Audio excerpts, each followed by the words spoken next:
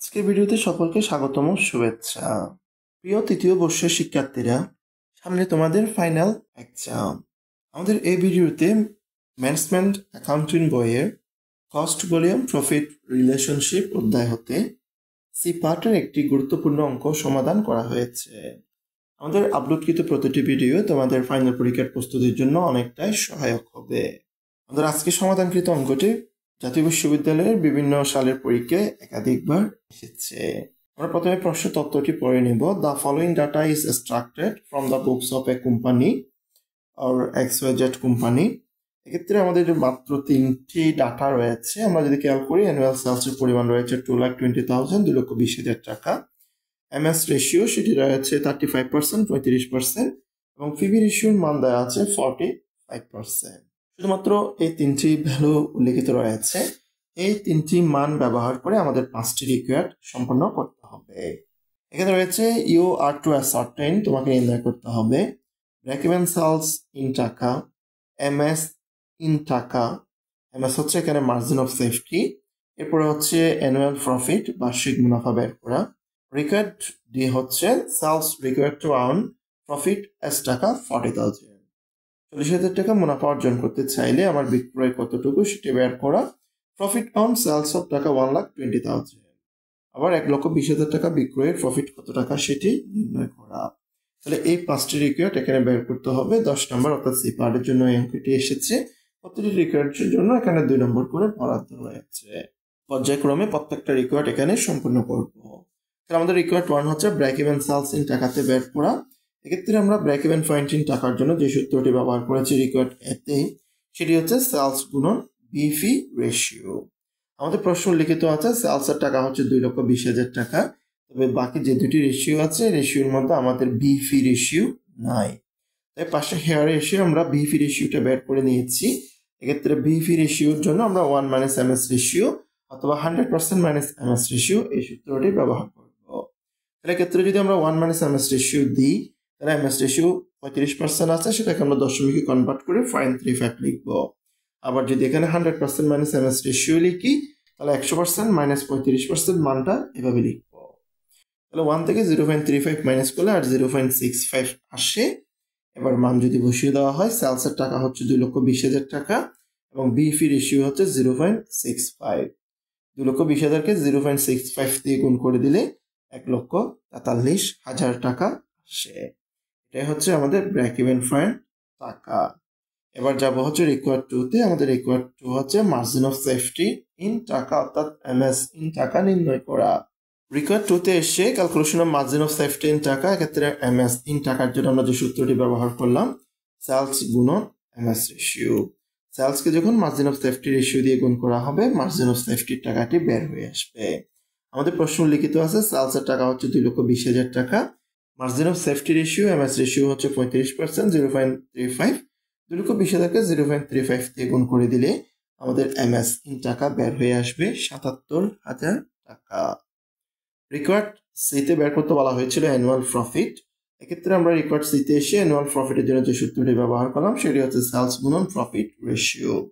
সেলসকে যে রেশিও দিয়ে গুণ করা হবে সেটার টাকাটাই বের হয়ে আসে। যেহেতু প্রফিটের টাকা বের করতে হয়েছে, তাই সেলসকে প্রফিট রেশিও দিয়ে গুণ করে দিব। কিন্তু আমাদের প্রশ্নে প্রফিট রেশিওর মান নাই।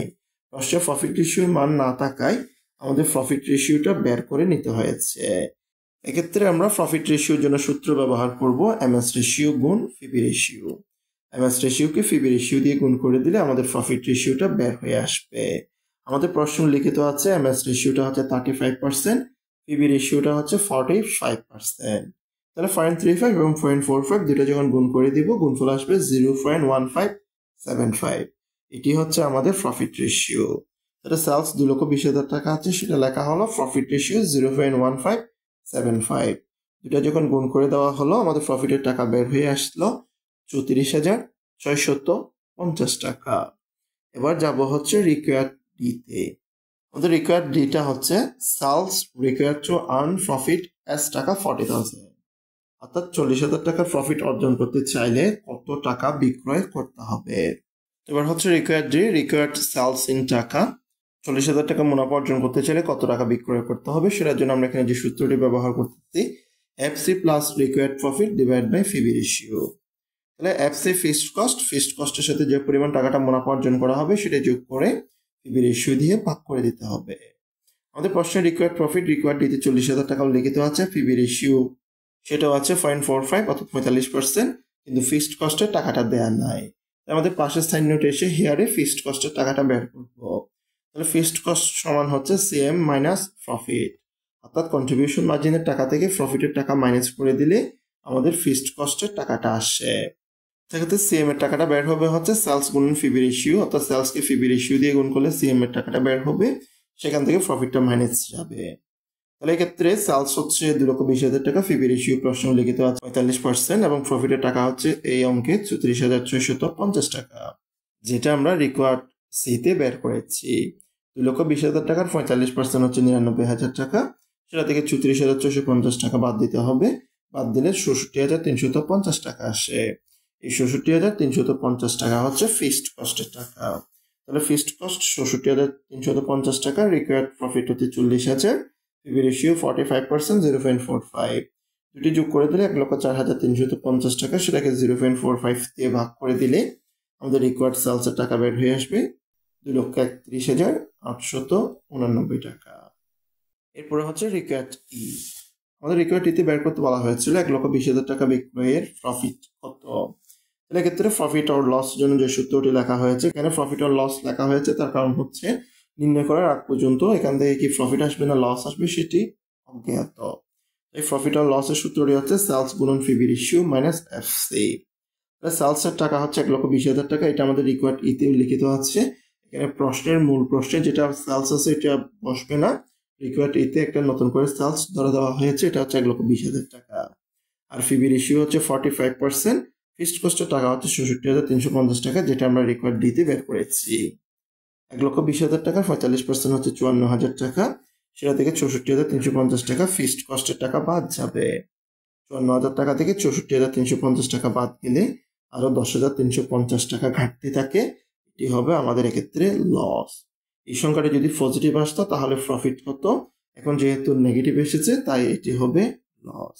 আমাদের সি পার্টের এই অঙ্কটিতে মোট 5টি রিকোয়ার্ড ছিল, আমরা ধাপে ধাপে প্রত্যেকটি রিকোয়ার্ড সম্পন্ন করেছি।